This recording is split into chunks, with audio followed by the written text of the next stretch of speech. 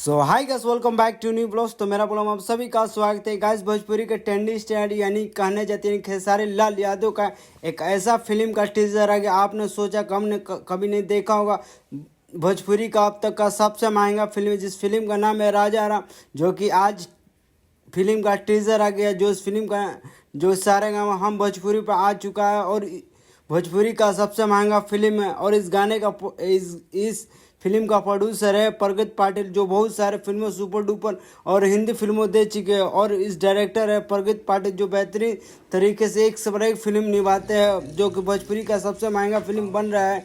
जो कि सारे गाँव भोजपुरी 5 गाने टीजर आ गए, जो सुपर डुपर बवाल मचा रहा है टीजर।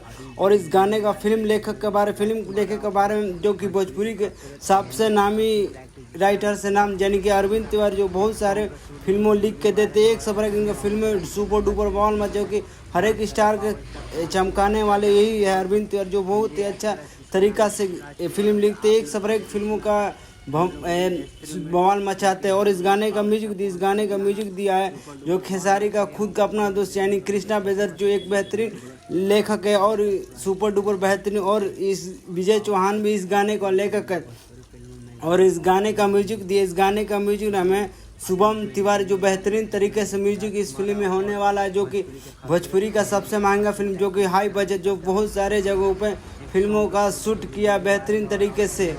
और बता दें, ये फिल्म देखो छठ के शुभ अवसर पर आज गाना बवाल मजा टीजर है।